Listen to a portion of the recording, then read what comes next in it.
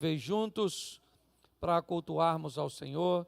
Eu desde já quero pedir desculpas aí a você que não conseguiu entrar, certo? Devido às nossas limitações aí de espaço, nós tivemos que reduzir quase 400 lugares, ok?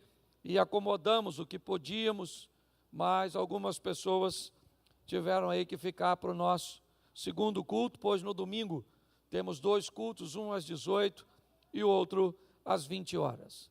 Na próxima quarta-feira, coloca aí, nós temos o nosso Manhã com Deus, o nosso trabalho de oração, todas as quartas, às 9 da manhã, e vai estar conosco o pastor Elielson Miranda. E eu gostaria de convidar você para estar, é um profeta, um homem de Deus, e com certeza vai ser bênção para a sua casa, para a sua família. Na quarta-feira à noite, nós temos aí a quarta-feira da vitória, e quem vai estar pregando no próximo culto da quarta é o pastor Elvis Breves, certo? Não estranhe o nome, é isso mesmo. Né? Como ele mesmo diz, o pai dele era fã de Luiz Gonzaga, e aí colocou o nome dele de Elvis Breves. Mas é um amigo do nosso ministério, é um homem abençoadíssimo, e na quarta-feira vai estar conosco. No próximo domingo, é o primeiro domingo do mês, e todo primeiro domingo do mês nós temos aqui a Santa Ceia, e eu quero convidar, né, ou convocar a igreja para estar conosco. Bom, nós vamos apresentar um bebê, e eu queria que viesse para cá, né, a Josélia e o Braulio, trazendo a Gabriela, e que viesse todos os familiares aí, mamãe, né, ou vovó, titio, vovô, vem a turma toda. Nós não batizamos crianças, porque temos entendimento que batismo tem a ver com arrependimento, e a Gabriela não tem, ou a Gabriela não tem entendimento do que está acontecendo. Numa idade oportuna, ela vai ser batizada, mas nós vamos aqui apresentar. Paz, irmão. Isso. Nossa, família grande, vem para cá. É quase metade da igreja. Glória a Deus. Isso aí. Certo? Bom, falta de uma palmadinha não vai ser.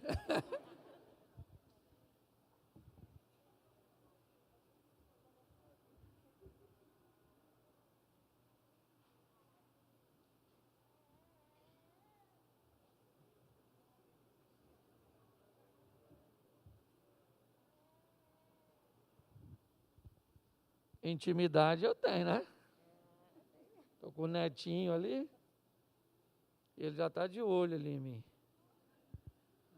Bom, gente, nós não batizamos crianças e nós consagramos, e não ao pé da letra como o rito bíblico, não é nada disso.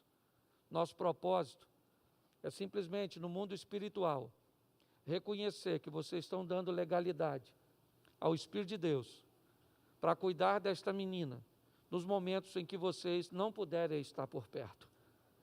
Quando a Bíblia diz, se Deus não guardar, em vão vigia o sentinela, é porque muitas vezes os sentinelas podem falhar, mas a vida da Gabriela vai estar nas mãos do Senhor dos Exércitos. Eu queria que você ficasse de pé, estendesse suas mãos para cá, estenda suas mãos. Pai, em nome de Jesus, esta menina não entende o que está acontecendo, mas no mundo espiritual, seus pais estão dando legalidade, ó Deus, ao teu Espírito para agir. Que a Gabriela cresça no temor do Senhor, que vá bem em seus estudos, que ande em boas companhias, que seja uma excelente filha, uma boa irmã, uma boa mãe, mas mais do que tudo isso, que seja uma serva do Senhor. Gabriela, nós te apresentamos e te consagramos nesta noite, em nome do Pai, do Filho e do Espírito Santo. A igreja pode dizer amém e aplaudir o Senhor? Deus abençoe.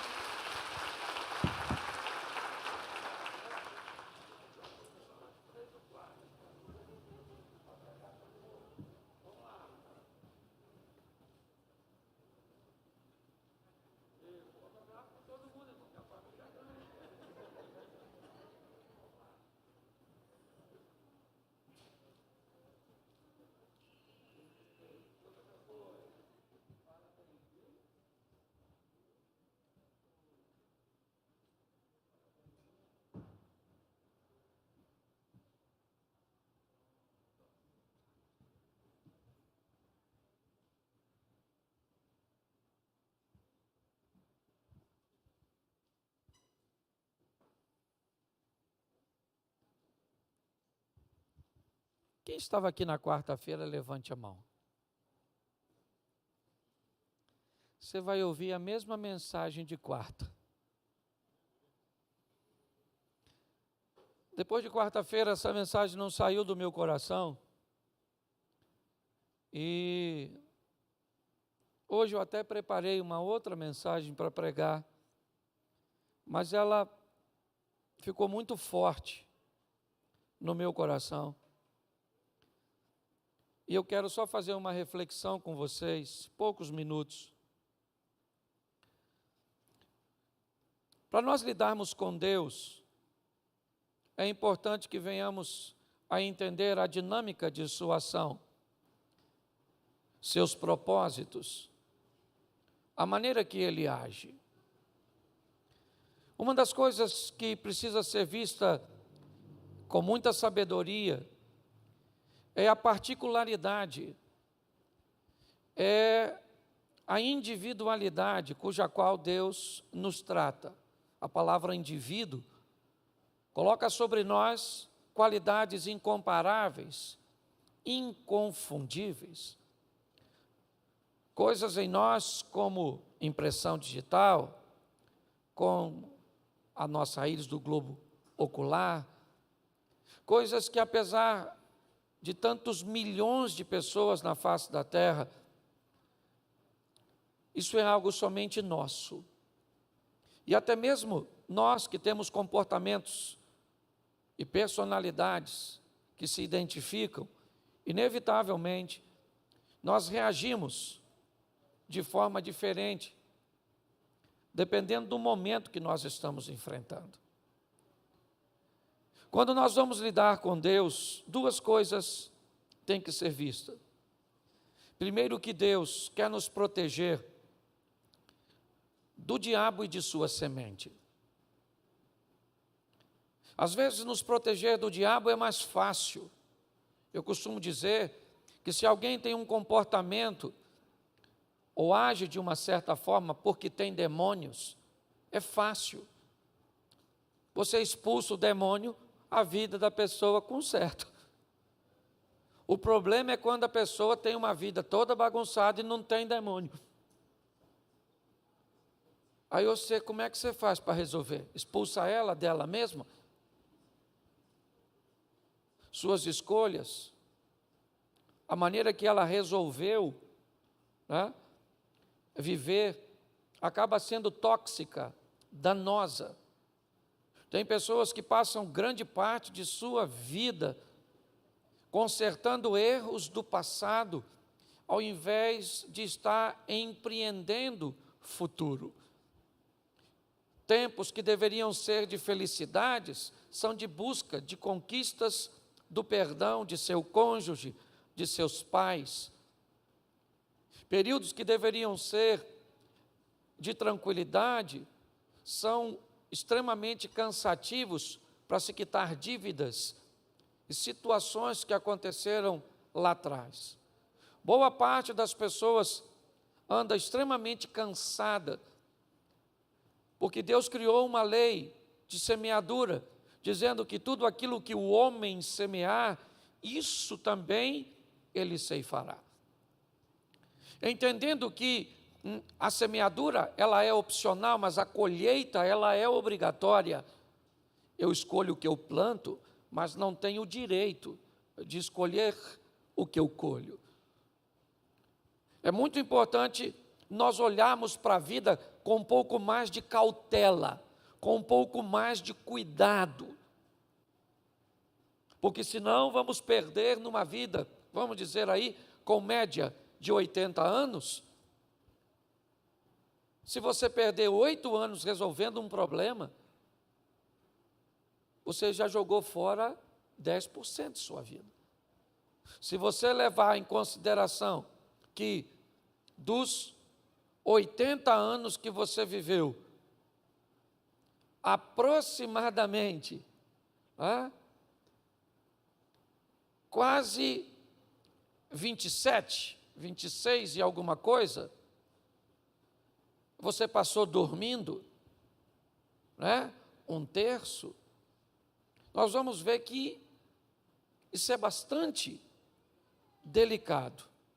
Quando nós vamos lidar com Deus, Ele vai trabalhar sobre duas óticas: a graça, que é o favor que nós não merecemos, combinado com o arrependimento, que é o encontro com aquilo que eu fiz de errado, o desejo de não mais fazê-lo e banir esse comportamento ou essa atividade da minha vida. Quando eu vou olhar para isso, eu vou descobrir que Cristo vai trabalhar com transformação. O que Ele vai fazer é transformar vidas, para que essas vidas transformadas inspirem outras vidas a se transformarem também. Você pode ser até ateu, você pode ser cético, mas uma coisa você há de concordar comigo: um homem pisou nesta terra, chamou 12 homens para andar consigo e virou essa terra de cabeça para baixo. 12 homens instruídos compraram uma ideia, vestiram a camisa do Evangelho, e isso se tornou tão poderoso que a história é contada antes dele e depois dele. Se a transformação é o que nós vamos ver, não se preocupe com o passado das pessoas. Nós aqui não podemos mudar passados. Aqui eu não posso consertar um divórcio que aconteceu. Aqui eu não posso consertar uma mágoa que alguém te fez. Nós não temos poder sobre o passado neste lugar. Nosso propósito é influenciar seu presente, para que você faça escolhas assertivas que vão mudar seu futuro. Trabalhamos com a fé, é verdade, e por mais pausada que seja o meu discurso nessa fase inicial, eu preciso que você entenda que aqui tem muita fé. Uma fé de tal maneira que consegue vencer coisas que os nossos relacionamentos e as nossas conexões não podem. O que nós procuramos é influenciar as pessoas para que elas vivam um estilo de vida onde retornem para o seu cotidiano e cheguem lá e causem preocupação. O que nós queremos é que você acabe infectando outras pessoas, só que ao invés, com Covid-19, você seja alguém capaz de infectar as pessoas com o vírus da fé, com a transformação que Cristo pode causar. O grande desafio da vida é trazer o equilíbrio para a nossa casa, para a nossa família. E o Evangelho ele é impecável, mas às vezes o comportamento de algumas pessoas acabam afastando as pessoas do Evangelho. Eu quero te mostrar que para Deus não importa quem você foi. Você matou, você roubou, você traiu, você mentiu, você destruiu a vida de alguém ou teve a sua vida destruída por alguém. Alguém abusou de você, foi isso. Alguém abusou da sua confiança. Eu não sei o que você traz consigo, eu sei que você não está limpo. Quem está limpo aqui é a Gabriela e alguns próximo à idade dela, mas o restante nós, todos, temos alguma coisa em nós, sujeiras, problemas, mágoas, ressentimentos, questionamentos, e é isso. Nós queremos respostas. Quando nós vamos olhar para o texto que eu vou mostrar a você agora, provavelmente ele é mais um dos textos complexos. Por quê? Porque não segue o padrão. Jesus chega simplesmente na Galileia, em Jerusalém, e ao invés de ir numa sinagoga, numa igreja, onde estavam os religiosos, homens treinados, escribas, aptos, certo? No conhecimento da palavra de Deus, E Jesus não vai ali para buscar a base de seu ministério. A ação dele é um pouco contraditória segundo os nossos parâmetros. E eu quero te mostrar uma coisa muito preciosa. Coloca João, capítulo 1. Eu vou ler bastante e vou falar pouquinho para você sair e o pessoal entrar. João 5. É isso? Isso. João 5:1, coloca para mim aí. Abra a sua Bíblia. Isso.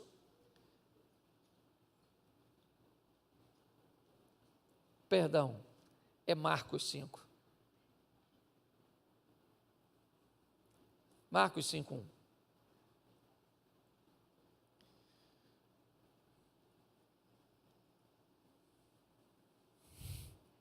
Acho que eu estou nervoso. Bota a partir do 35. 4:35. Marcos 4:35. E aí nós vamos entrar no 1, porque eu já estou entrando direto na história, sem mostrar para vocês o contexto. Marcos capítulo 4, verso 35. E naquele dia, sendo já tarde, disse-lhes: passemos para outra banda. E os discípulos, deixando a multidão, levaram consigo assim como estava no barco, mas havia também com ele outros barquinhos. Levantou-se um grande temporal de vento, de maneira que as ondas subiam sobre o barco e ele já se enchia, e ele estava deitado sobre uma almofada, despertaram dizendo: mestre, mestre, não se te dá que pereçamos? E ele despertando disse ao vento: cala-te, disse o mar: aquieta-te. E o vento se aquietou e houve grande bonança. E disse: por que sois tão tímidos? Ainda não tendes fé? E sentiram um grande temor e diziam uns aos outros: mas quem é este que até o vento e o mar lhe obedece? Versículo 1 do capítulo 5. Agora sim, e chegaram na outra banda, na província dos Gadarenos. Feche os seus olhos agora e não feche a sua Bíblia. Senhor nosso Deus e Pai, em nome de Jesus, eis aqui a Tua palavra, continua falando conosco, usa-me como um canal de bênção nessa hora, em nome de Jesus, amém, glória a Deus, amém? Preste atenção, Jesus está saindo para o lado leste do mar da Galileia, um território pagão, Decápolis, as 10 cidades pagãs, lá não tinha comida para os judeus, o porco que o judeu não criava e não comia, é elementos além, certo, de estar na gastronomia daquela região, ainda é usado para sacrifício a deuses pagãos. Jesus pega seus discípulos e vai levar para esse ambiente, e a pergunta é: o que ele quer lá? O que Jesus está querendo ao conduzir seus discípulos àquele lugar? Eles eram judeus, eles não gostavam de se misturar com gentios, com estranhos, ultra, mega, super seletivos. Quando nós olhamos para isso, o que é que Jesus está querendo fazer no local onde só tem pecador? Com uma turma com a mente altamente fechada. Jesus não tem nenhum candidato para ficar em Decápolis, para abrir um ponto de pregação, uma igreja, uma base evangelística, uma célula. Será que Jesus vai fazer apenas uma viagem rápida ao outro lado? Mas o que é que ele está pensando em fazer? Os discípulos entram no barco confusos, enfrentam uma tempestade, enfrentam a incredulidade dos discípulos. Quando nós olhamos para a oposição enfrentada pelo barco, nós já podemos ter mais ou menos noção de que para o sistema está sendo de confronto para impedir o barco chegar do outro lado, é porque algo grande vai acontecer do lado de lá. Os discípulos não têm ciência, mas eles entram, enfrentam uma tempestade no caminho, pensam que o barco vai afundar, Jesus está dormindo, depois você lê. E o que é que ele quer hoje, principalmente aí na garotada mais nova, é a palavra influência. Vamos pegar hoje pessoas que ganharam muito dinheiro, que se tornaram influências na rede social. Felipe Neto, Aqui não está em jogo se o conteúdo é bom ou ruim. Só estou dando a informação. O Whindersson Nunes e tantos outros influencers, pessoas que estão ganhando dinheiro, influenciando pessoas. Quando eu olho para isso, me parece que Jesus já usava isso há muito tempo.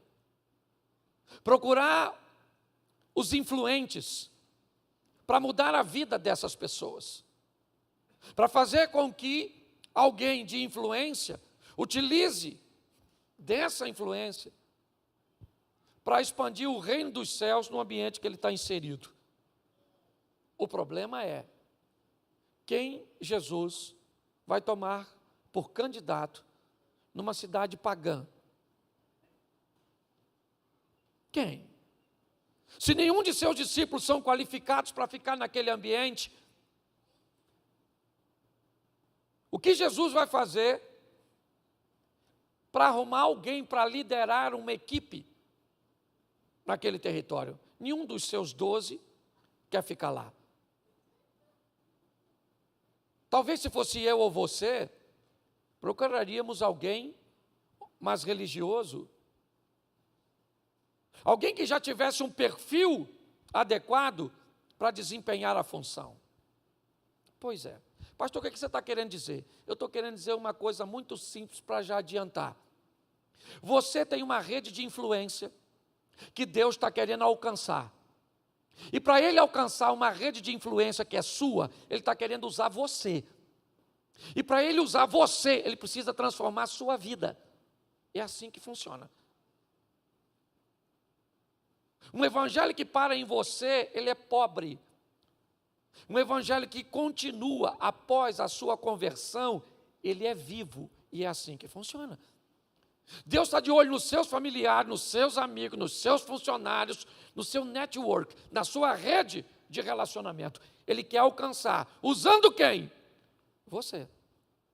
Porque você é capaz de alcançar pessoas que eu não sou. Por que é que você acha que tem uma igreja que bota véu na cabeça e a gente não bota? Por que é que você acha que tem igreja que fala língua estranha e tem outra igreja que acha estranho falar língua estranha?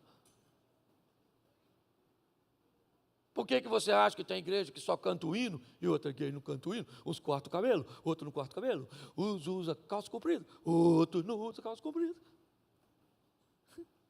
Porque quem usa calça comprida tem que ir para o céu, sim ou não? Sim ou não? E quem usa saia? E quem corta o cabelo? E quem não corta o cabelo? E quem acha estranho falar língua estranha? E quem fala língua estranha? Então tem que ter gente para alcançar todo mundo. Então pare, ninguém pergunta por que na rua tem tanto boteco. Por que tem um boteco ali e o outro ali? Ninguém pergunta, agora todo mundo quer saber porque tem um montão de igreja. Porque tem gente de tudo quanto é gente. Louvado seja Deus, que é para ninguém ir para o inferno. Mas tem uns teimosos que vão. Você está rindo, mas é sério. Então preste atenção nisso aqui. Os discípulos acabaram de chegar, eles estão assustados, quase morreram afogados, não estão entendendo o que estão fazendo ali. Quando ele acaba de chegar com o barco, sai um camarada correndo na direção deles. O cara está todo machucado, gritando e pelado. Pensa na visão do inferno. Aquele cara correndo, peladão.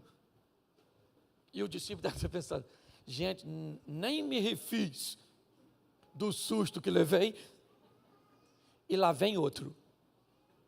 A última coisa que eles pensariam é que Jesus está ali por causa daquele cara. Por quê? Porque ninguém estaria. Esse é o problema. O modelo que nos ensinaram muitas vezes, quando nós nos deparamos com alguém que não segue o protocolo, que não está dentro do sistema, da caixinha. Se o cara está bêbado, se ele está vestido de mulher, se ele está armado, se ele é violento, se ele é um drogado, se ele é um tatuado, se está cheio de piercing, se não tomou banho, Se não cumpre o protocolo, provavelmente Jesus não tem nada a ver com ele. Nós vamos precisar romper com alguns paradigmas, porque tem muita gente que faz parte do nosso circuito, do nosso caminho, da nossa jornada, e que está precisando de nós para conhecer Jesus. Posso ouvir um amém? Não dê ninguém por perdido, porque para Jesus não tem. Ele pode salvar qualquer pessoa. Só cuidado com a sua medida, porque talvez o impossível não está no que ele pode fazer na vida do outro, mas o impossível está sendo visto por falta da intimidade que você tem com ele. É só isso. Aquele camarada vem na direção, nu, ferido, louco, e Jesus quer ele. Por quê? Porque naquela época não tinha rede social. Lembra do influencer? Você sabe quem era um dos maiores influencers daquela época? O pelado.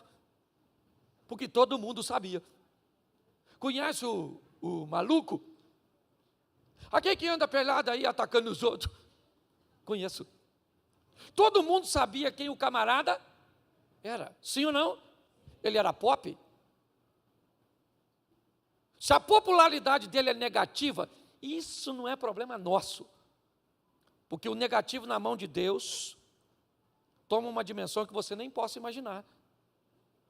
Quando nós olhamos para esse ambiente, lá vem o cara pelado. E todo mundo achando, nossa, confusão, que azar que Jesus deu, acabou de chegar. Lá vem. Quando o camarada vem, ele já olha para Jesus e diz: o que tenho eu contigo, filho do Altíssimo, para você vir me perturbar? Jesus falou: como é que é seu nome? Ele falou: meu nome é Legião, porque nós somos um montão. Jesus falou: não quero saber a quantidade, sai dele agora. Sai dele, deixe ele vazio, saia. Porque preste atenção, Jesus só precisa de uma coisa para mudar a sua vida: que você se esvazie. Só uma coisa. Se você se esvaziar de você mesmo, de suas mazelas, de suas preocupações, de seus traumas, romper com seus paradigmas e abrir seu coração, você vai ver que não interessa seu passado. É a história do azeite se multiplicando e enchendo os vasos. O profeta disse para a mulher: pega vasos emprestados dos seus vizinhos, porque a multiplicação de azeite vai vir a partir deste vaso. Mas o que tinha no vaso anteriormente não interessa. Se o vaso tinha cachaça, se o vaso tinha cocaína, se o vaso tinha uma vida totalmente oposta, não interessa o cheiro que o vaso veio, porque a hora que Jesus encher o vaso, o passado dele cai por terra e ele está exposto ao novo estilo de vida. Então, cuidado com isso. Quando nós olhamos para este homem, ele veio nu, ninguém entende nada. Jesus expulsa os demônios dele. É verdade. E agora este homem está sentado no meio, vestido, em sã consciência, conversando com os seus discípulos. Ou com os discípulos de Jesus. Quando isso acontece, o texto diz que a multidão corre para a cidade e vai avisar todo mundo que alguma coisa aconteceu com o cara que andava pelado. Alguma coisa aconteceu na vida daquele camarada. E por ele ser popular, todo mundo quer dar uma olhada nele. Quer ver o que aconteceu. Por quê? Porque todo mundo sabe quem ele é. É claro para todo mundo que ele não vale nada. Ou pelo menos não valia. Você quer trocar o rótulo e colocar isso na atualidade? É fácil. Ele não tinha nem nome. Ele é o gadareno, o nu, o louco, o maluco. O perigo para a sociedade. É isso que ele é. Você quer trocar o nome? É fácil. É só tirar o de alguma pessoa que só fica fofoqueira. É só tirar o de alguma pessoa que só fica caloteiro, só fica mentiroso, só fica grosso, traidor, adúltero, vadia. É isso. Dependendo do que tira, o que sobra é um gay. um homossexual. É isso. O que as pessoas fazem é simplesmente rotularem outras numa linha ultra, mega, super pejorativa. O que nós estamos olhando é para um homem que todo mundo dava a ele como perdido, mas o amor de Deus chegou para aquele homem na pessoa de Cristo Jesus. Mas não é fácil. Você acha que um banho, uma roupinha limpa e a perda de um mau cheiro é o suficiente? Não é não. O grande desafio das pessoas que se convertem ou que buscam se converter é não entenderem que entre a conversão e a concretização, o estabelecer da palavra de Deus, existe um processo que ele é rapidinho para nós conversarmos, mas ele demora um pouco na hora de ser colocado em prática. Agora todo mundo que olha para ele, quem é aquele? Aquele é o cara que andava pelado, mas agora está vestido. É o louco que andava gritando, mas agora está falando baixo. Nossa, é ele mesmo? É. Mas e aí? É só isso? Não. Porque deixa eu te falar uma coisa. Se Jesus vai mudar Decápolis através de um homem, vai ter que dar a esse homem a coisa mais preciosa que um homem tem na vida: crédito, credibilidade. Coisas que as pessoas não gostam de nos dar. Quem aqui já jogou boleba de gude? Levante a mão. Isso. Quando suas bolebinhas acabavam, o que você tinha que fazer? Você fazia o quê? Saía da... Porque os seus créditos acabaram. Talvez seu casamento esteja acabando hoje por falta de crédito. Talvez seus pais não confiam. Meus pais não confiam em mim, não me deixam em lugar nenhum, não me deixam fazer nada. Por que que não deixa? Porque você acabou com os créditos que você tinha. Por que é que nenhuma instituição bancária oferece crédito para a sua empresa? Porque você não tem crédito. Você pegou o que você tinha e jogou fora. Quando nós olhamos para isso aqui, nós vamos descobrir, se eu quero viver com Jesus, eu vou ter que entender que muitas vezes eu acabei com os meus créditos. Mas ele vai me emprestar aquelas 3 bolebinhas que me coloca de volta na brincadeira, que me dá a oportunidade de tentar novamente. Por isso que o nome da igreja é Recomeçar, de fazer novamente, mas agora de uma forma assertiva, fazendo um reposicionamento, trazendo para si um estilo de vida equilibrado, porque muita gente não consegue prosseguir na sua caminhada, porque acha que entrou, levantou a mão, e agora todo mundo na sua casa vai olhar com você. Nossa, você traía, aí chega em casa depois do culto, veio aqui e aceitou Jesus. Mulher! Ela fala, aceitei Jesus. Ele te aceitou? Você aceitar ele é fácil.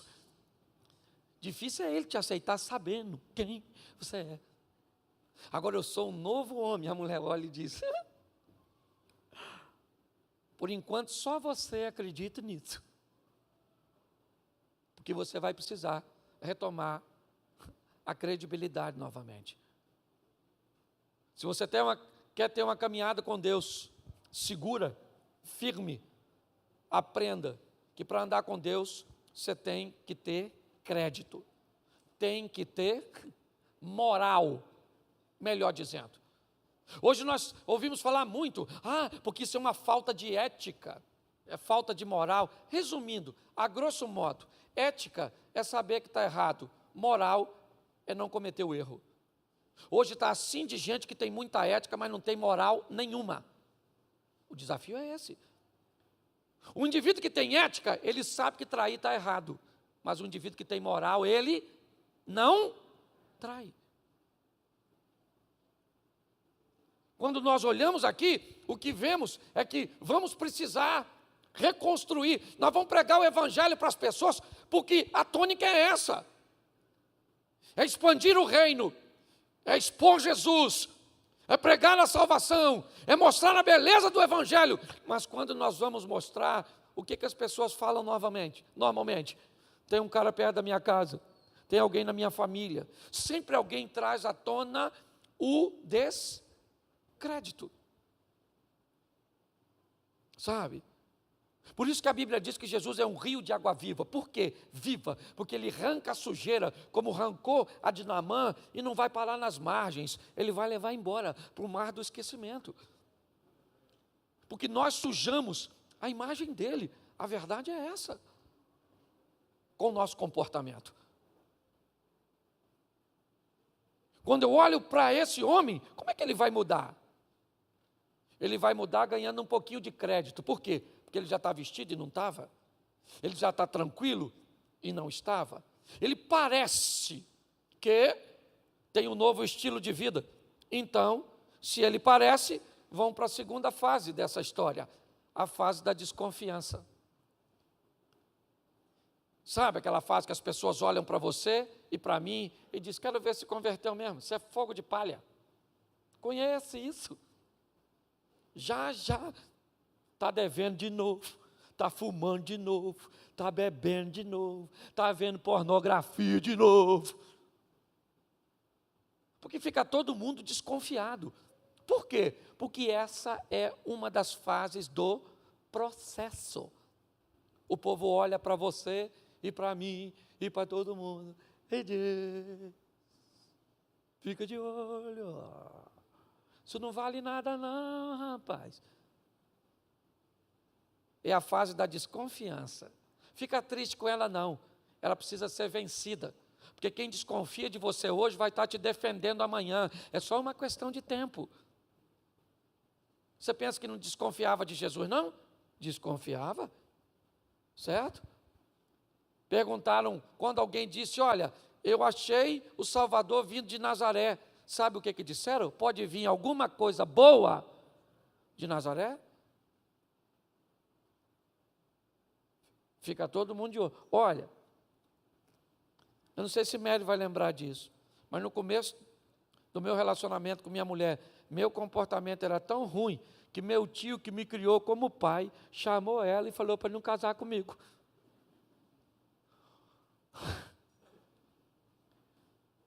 Pensa. O que era isso? Ele estava errado, sim ou não? Sim ou não? Não.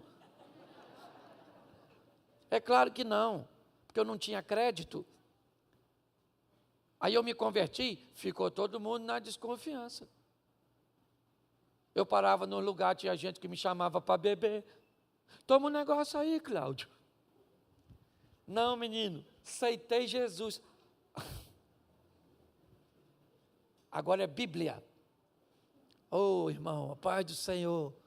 Deixa que eu tomo para você. Você está rindo, mas é sério. Você vai ter que sobreviver a isso. Aquela fase que a senhora ainda usava umas roupinhas assim mais fresquinha. Aí a senhora se converte e não deu para mudar o guarda-roupa. Então a senhora ainda vem para a igreja. Eu falei isso aqui, esse dia eu vi uma irmãzinha na rua da igreja, de longe. Falei, Jesus, é minha ovelha. Mas eu falei, arrancaram a lã dela. A irmãzinha está quase pelada, meu Deus, tem misericórdia. Você está rindo, mas é sério. Hoje ninguém entra pecador 7 horas da noite e sai santo 9, não. Isso é balela. Você tem que acreditar que Deus entrou na sua vida através do Espírito Santo, que a palavra de Deus vai entrar e que é só uma questão de tempo e vão ter que engolir o que estão falando a seu respeito. Mas você tem que dar os outros o direito de desconfiança. Olha para tu. Está lá na igreja agora. Rapaz, aqui já saiu com meus amigos tudo. Parecia roleta de ônibus. Agora está na igreja. Pois é, e aí Jesus muda. Mas não queira que as pessoas acreditem nisso de primeira. Porque você vai ter que passar para o terceiro estágio. O estágio da consolidação, do tempo. O povo vai ficar de olho em tu. 20 anos depois, eu estou atravessando aquela Praça da Mantiqueira. Eu sou nascido e criado nesse lugar. Se Deus me der graça, vou morrer aqui, nesse lugar. Louvado seja o Eterno. Eu amo Xerém. Certo? Fico com raiva quando fala que o Zeca Pagodinho é de Xerém. Porque ele não é, sou eu. O Jorginho não é de Xerém. Ninguém. Estão roubando meu título. Escute, eu amo, eu amo. Aí eu estou atravessando a rua, 20 e poucos anos depois. Um menino chamado, eu acho que era Vinícius. Quando eu atravessei a rua, que eu cheguei do outro lado, ele olhou para mim e falou assim: tu mudou, hein, Cláudio? Falei, mudei? Ele falou, mudou, rapaz. Você estava atravessando a rua, a menina lá passando, você nem olhou. O cara estava olhando, para se eu ia estar olhando, para uma menina que estava passando a rua. E eu não olhei porque não vi.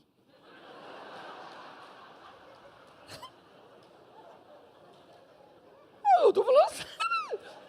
Eu não estou falando que eu ia cobiçar a menina, estou falando que eu não vi. E ainda bem que eu não vi. Porque ele estava me vigiando. 20. Porque leva tempo. Você está rindo de mim?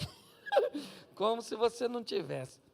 Mas tudo bem. Porque todo mundo tem pecado. Você lembra quando Jesus está defendendo a mulher adúltera? Que todo mundo queria tacar uma pedra nela e que Jesus entra com providência e todo mundo vai embora e ela fica. Sabe o que ela fala para Jesus? Jesus pergunta, ninguém te condenou, minha filha? Ela falou, ninguém, Jesus, ninguém, porque todo mundo tem pecado. Eu imagino Jesus fazendo assim.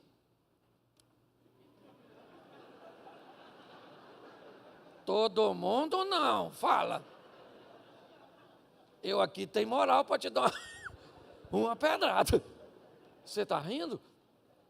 Nós vamos ter que sobreviver a isso, está todo mundo, a Bíblia diz que nós estamos cercados por uma grande nuvem de testemunho, está todo mundo de olho em tu, na sua rede social, no que você falar. Um tempo atrás, eu fui comprar um pão de bermuda. Bermuda, Abner. Cheguei na padaria. Eu conhecia a menina que ia me servir o pão.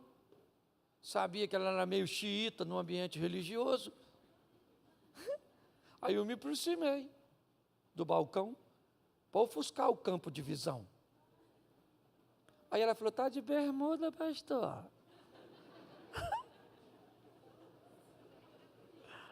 Falei, sangue de Jesus tem poder. Eu falei, tô, filho, eu vim aqui rapidinho, me dá o pão aí.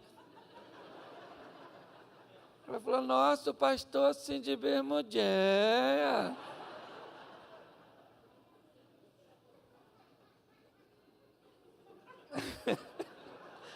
Esse pessoal que ri depois dos outros é o maior barato, né? Escute só. Está todo mundo de olho em você, querido. Se você não quer ser testemunha do Cristo vivo, você tem todo o direito.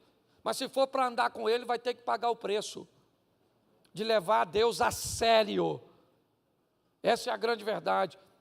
Sabe? O tempo vai contar a seu favor. Porque quando você vencer o estágio do tempo, sabe o que acontece? A turma que desconfiava de você e que te perseguia começa a te defender.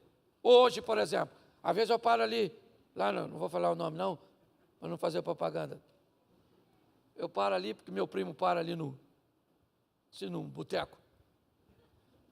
E aí alguém fala assim, e aí pastor, vai tomar uma? Aí alguém fala, brinca assim com o pastor, não, rapaz.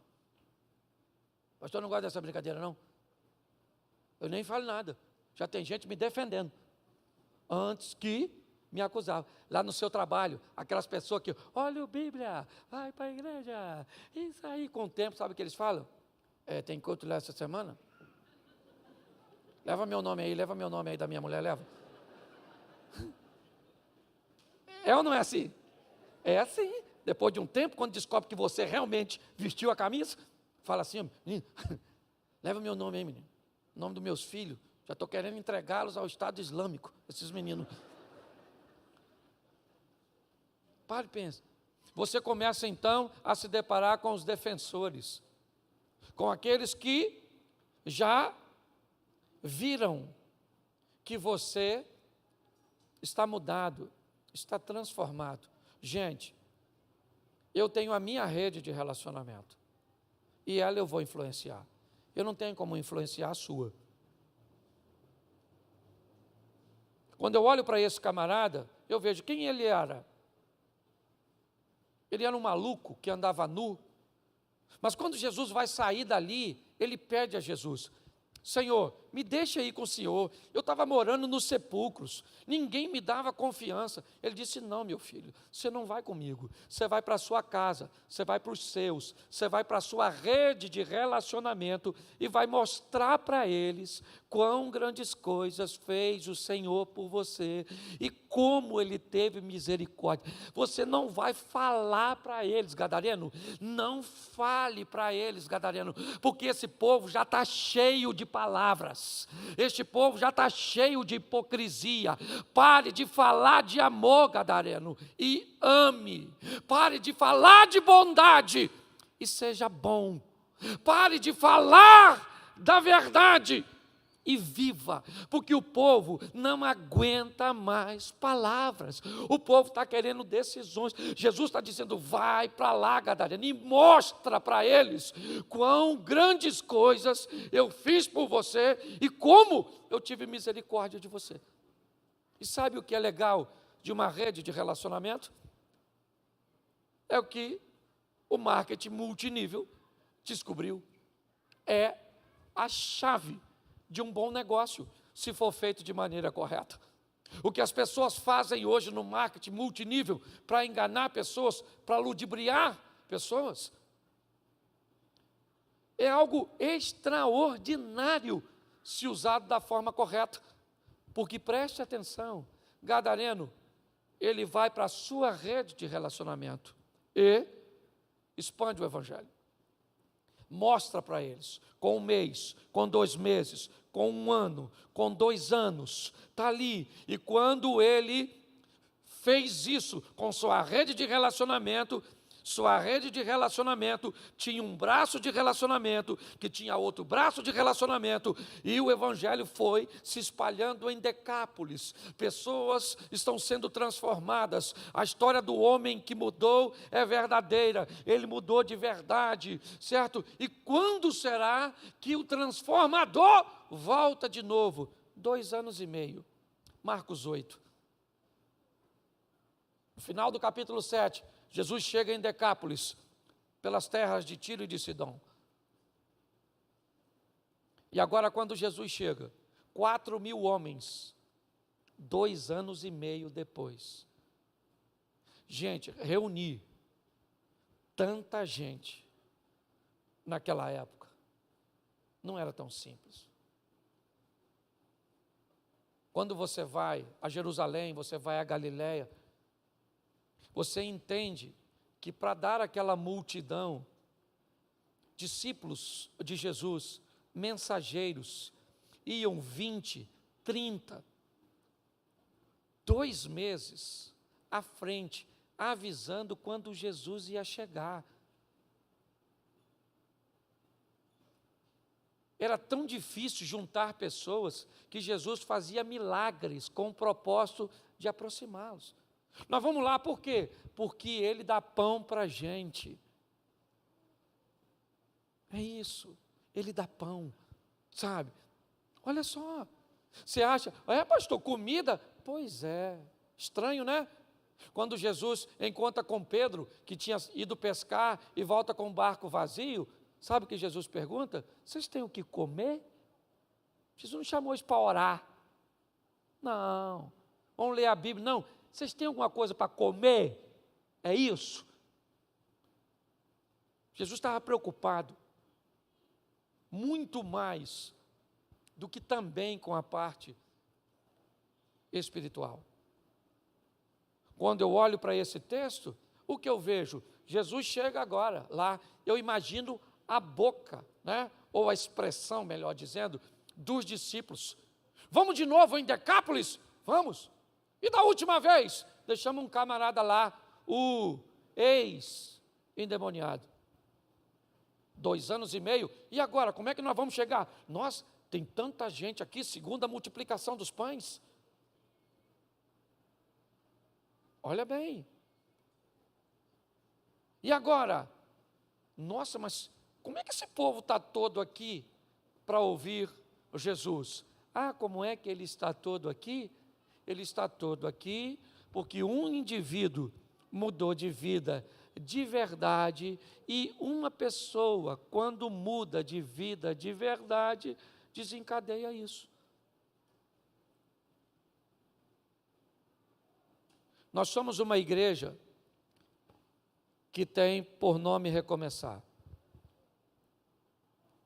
Como eu disse, nós não podemos mudar passado, só influenciar futuro. Nosso propósito é que você gaste mais tempo de sua pouca e única vida empreendendo o futuro e vivendo o extraordinário do que corrigindo posturas anteriores. O que nós queremos é que você seja feliz, porque é isso que Deus quer. Com riquezas também, se isso for para você, se você esteja habilitado a vencer os obstáculos. Ah, pastor, mas Jesus falou sobre pobreza. Onde? Quer saber porque nasceu numa manjedoura? Fácil. Quer saber porque nasceu num lar pobre? Fácil. Só para ser acessível. Porque se nasce num palácio, os pobres não poderiam visitá-lo. Quer saber por que nasceu daquele jeito? Porque pastores vão visitar Jesus na manjedoura e astrólogos, magos, como queiram, vão visitá-los. Quer saber por quê? Porque pastor não leva nada para Jesus quando vai visitá-lo, porque não tem recursos. Quem leva ouro, incenso e mirra são os magos, porque tem dinheiro. Jesus nasce naquele ambiente para dizer: eu sou acessível e nasci para ricos e para pobres. Ele nasce em Belém, que é terra de agricultor. E o anjo aparece no deserto, que é terra de pastor. O anjo diz para o pastor que está no deserto: vai até Belém visitar o Salvador. Sabe o que é? É pastor visitando agricultor. Terra de pastor, deserto, Belém, terra de agricultor. Lembra quem era pastor? Abel. Lembra quem era agricultor? Caim. Jesus está nascendo para unir aquilo que o pecado separou lá atrás. Nós vamos morar, segundo a Bíblia, não em palafitas no céu, mas em mansões celestiais. Então, cuidado com o que você fala, amplie sua visão, transformai-vos pela renovação da vossa mente, para que você descubra qual é a boa, perfeita e agradável. Jesus está voltando. Viva o extraordinário, o incrível, o sensacional. Essa é a nossa proposta. Posso ouvir um amém? Eu preciso que você fique de pé. E, por favor, saia por trás. Vá embora, não fique para o segundo culto, porque não tem espaço para tu. Louvado seja Deus. Tá certo? Feche seus olhos aí. Feche seus olhos. E quando você sair, sai pelas portas de trás, tá bom? Porque o pessoal vai entrar pela lateral aqui. Feche seus olhos. Pai, em nome de Jesus, que essa palavra não se perca e que venhamos, nesta noite, ter a maturidade de entender que somos responsáveis pela rede de relacionamento que o Senhor nos introduziu.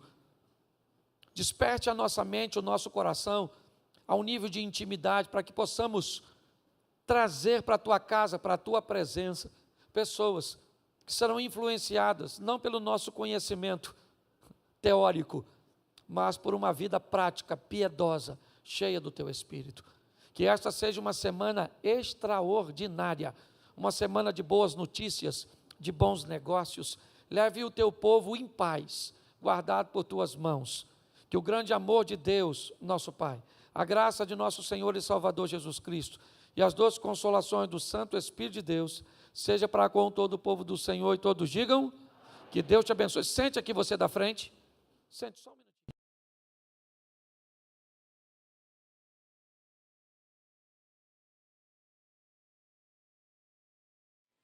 Quando minha mãe saiu da Paraíba, eles pararam durante um tempo em Minas Gerais. Com 12 para 13 anos, eles chegaram no Rio de Janeiro.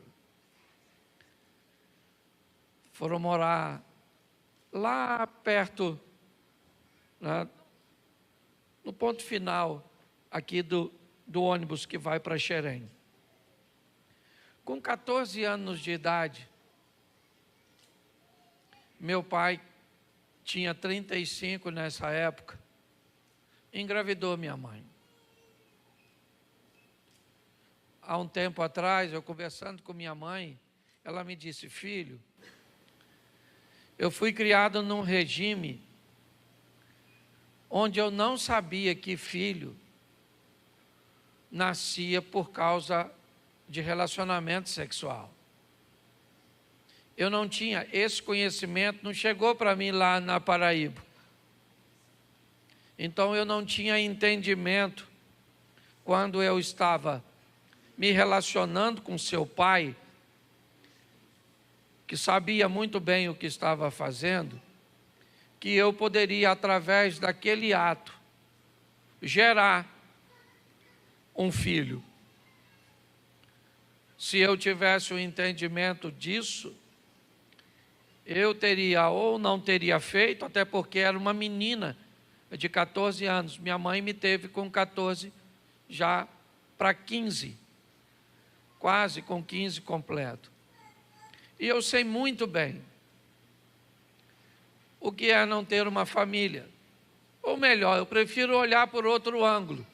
Eu sei muito bem o que é ter muitas famílias, o que é passar por muitos lugares, o que é viver num ambiente onde não está lá seu pai e a sua mãe, onde a palavra pai e mãe nunca saía na minha boca, a não ser de forma esporádica, quando eu encontrava com meu pai.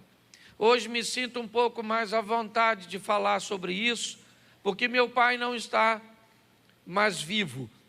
Eu resguardava de falar essas coisas para proteger a integridade de meu pai, que já estava numa idade avançada, e não acredito que havia feito aquilo de propósito, se bem que sabia o que estava fazendo. Me deram para 5 famílias diferentes, porque meu pai me tomou da minha mãe e me deu para uma tia que foi viajar algumas semanas depois e me deixou aos cuidados de outra, que depois que voltou de viagem, a minha tia que tinha me recebido, aqui me pegou para tomar conta, não quis me devolver. E dali eu fui passando de mão em mão, sem um protocolo familiar, sem alguém para me proteger de fato. Eu tive 2 homens extraordinários na minha vida, homens que me serviram por pai, e infelizmente eu não tive maturidade para agradecer a eles o que eles fizeram por mim. Aliás, um deles disse para minha esposa, assim que eu comecei a namorá-la: deixa esse garoto para lá, porque isso não tem futuro. Você não vai a lugar nenhum do lado desse rapaz. Ele não tem juízo. Era a visão de meu tio, que foi um cara extraordinário. Para falar a verdade para vocês, A única pessoa até hoje na minha vida que eu pedi para ver um dia de novo foi meu tio Domiciano, que me criou, que me serviu como pai, ainda que eu nunca o chamei de pai. Não tinha uma casa, e desculpa estar chorando que eu não estou me lamentando aqui não, está certo, até porque eu sobrevivi a tudo isso, só que dói quando a gente fala, e aí eu lembro dessas coisas, e hoje achei que eu tinha oportunidade de comentar um pouco sobre isso, porque eu tive que sobreviver a muitas coisas, a escassez, não de alimento, nunca passei fome, mas como todo menino, e menina também, chega aquele momento que você quer uma roupinha legal. Eu lembro quando eu ia, quem aqui já foi para a escola com a mochila, que era um saco de arroz de 5 quilos, levanta a mão, por gentileza. Não, isso é uma igreja rica, poucas pessoas. Os amigos, quando queriam estragar a mochila da gente, sabe o que ele fazia? Pegava a unha, botava assim no saco de arroz e arrastava. Aí ficava aquele arranhão, aquela marquinha. Lembra, Zé? Lembra. É legal. Naquela época, os meninos maiores tentavam abusar dos menores. Também tive que sobreviver a tudo isso. A tentativa frustradas, mas investidas terríveis. Foi um tempo desafiador, porque ninguém tem vida fácil. Mas pasme você, o mais estranho de tudo isso é receber de Deus um ministério focado exatamente numa área que foi a minha deficiência, porque me parece que na ótica de Deus, nosso ministério está onde está a nossa dor. E apesar das pessoas me intitularem, hoje eu falei com minha esposa, nós saímos para almoçar e eu disse para ela, eu não tenho ministério de família, Deus nunca falou isso comigo, eu tenho um ministério para casal, eu gosto de falar para casamento, certo? Do embate, do confronto, porque eu gostaria de ter sido criado num lar, onde eu pudesse falar assim, mãe, ei! Passa minha camisa. Mãe, coloca minha comida. Eu não tive esse privilégio. Se você é filho e hoje tem e não valoriza, pô, você não sabe o que eu sinto falta desse negócio. Mas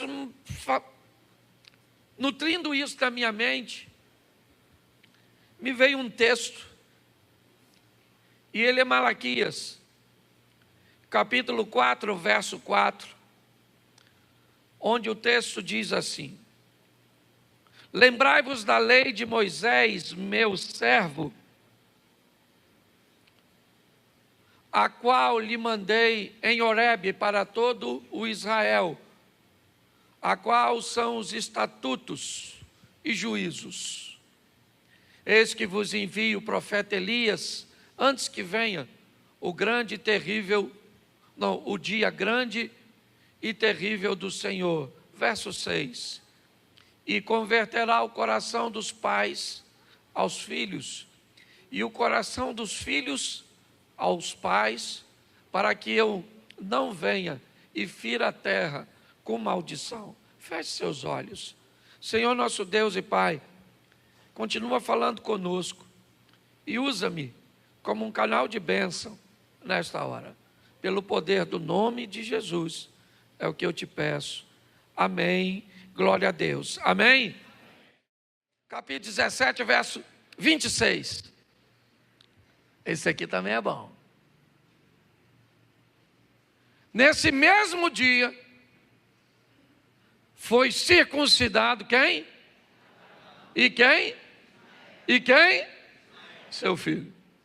No mesmo dia, o que o filho foi fazer, o pai também, para dar exemplo. Não adianta só falar, querido. Foi época. Quando eu era garoto, sabe o que falava para mim? Faça o que eu mando, mas não faça o que eu... Levei uma surra do meu irmão, porque fumei. E caí na besteira de falar com ele. Você também fuma?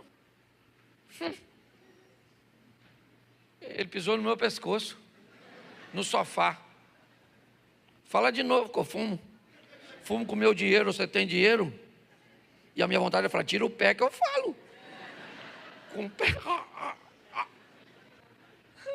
Era violência doméstica? Pois é, meu. Primeira vara da infância e juventude que eu conheci, de goiaba. Desse tamanho assim, ó. Batia na gente. Quem aqui apanhou, levanta a mão. Louvado seja Deus pelas surras. Nunca matou ninguém. Não estou falando de violência doméstica, estou falando de surra. Estou falando de espancar filho, não é disso não. Tem uma surra que eu até sinto, às vezes, saudade, não tem? Aquela mais leve, certo? Então, preste atenção, exemplo, pai. Obrigado. Exemplo, pai tem que ser exemplo, querido. Está aí, ó, no mesmo dia que o Abraão, o Ismael poderia perguntar, que negócio de circuncidar? Ô menino, seu pai faz, você faz também. Vamos embora, está todo mundo fazendo, os homens tudo, vamos embora. Eu acho isso extraordinário. Abraão era alguém que dava exemplo. Capítulo 21, verso 14, preste atenção. 21, 14, do mesmo Gênesis.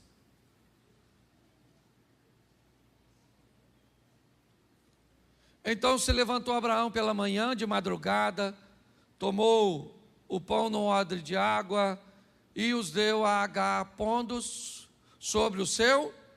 Também lhe deu o menino e despediu-a. Ela foi-se andando errante no deserto de Berseba. Preste atenção nesse texto aqui, porque para mim, eu vou dar a minha opinião. Os teólogos de plantão ficam à vontade de levar seu raciocínio mais adiante, tem problema nenhum com isso. Ele já é quase um rapazinho. Isso é uma confusão aqui, que aconteceu no dia da festinha. Abraão mandou fazer uma festa para Isaac ser desmamado. E nessa festa, Ismael, que já era um rapazinho, né? Porque vamos imaginar aqui, se Isaac, ele nasceu quando Abraão tinha 100 anos, e Ismael nasceu quando Isaac, ou quando Abraão tinha 86, quando Isaac nasce, Abraão tem quantos anos aproximadamente? 14. Vamos dizer que a criança fosse desmamada com 5, 6 anos, nessa época, que as mães não tinham naquela época a preocupação de ficar com o peitinho mole, com estria. É porque hoje a criança nasce hoje, mama 3 dias, a mãe já põe lá logo. Aliás, criança de rico hoje tem até negócio de lactose. Criança de pobre tem alergia à fome. Qualquer leite serve, de vaca, bezerro não, vaca, cabrito, essas coisas, não é? Dava qualquer coisa para a criança, égua, é isso aí. É leite, é, comanda. Filho de rico, não. Aliás, a vida de rico sempre lasco de pobre. Você quer ver o pobre andava de bicicleta tranquilo. O infeliz do rico começou a andar de bicicleta, o preço da bicicleta subiu. Uma bicicleta hoje vale 15 mil, o pobre está lascado. O rico andava de carro zero, sim ou não? E o pobre andava de Fusca. A turma começou a gostar de carro antigo. Um Fusca hoje custa... Dá vontade de matar tudo, não dá? Sim ou não? Atrapalhar a vida dos outros. Mas volta aqui, dá uma olhada. Olha nisso aqui. Eu queria que você olhasse para essa situação. Ele levanta de madrugada, por quê? Porque, vamos botar aí, Ismael com quase 18 anos, talvez, fazendo as contas aqui certinha, Isaac está com 5, 6, uma brincadeira entre irmãos. Isso sempre foi assim, gente. Você que tem filho, você sabe que às vezes um menino tem 4, o outro tem 17. Eles brigam. Você chega, um bicho desse tamanho, brigando com um bicho, e um quer sentar, e outro quer comer, e outro quer não sei o quê. Se você tiver com menor, então, se for 7, 8 anos, aí, meu filho, o diabo faz festa, né? Se ama demais da conta, mas briga.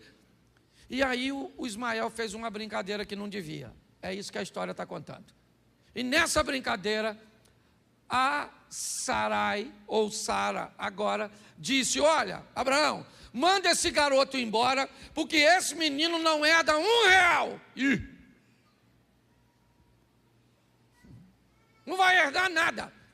Eu não quero que ele tenha um camelo, um criado. Eu não quero que ele tenha nada.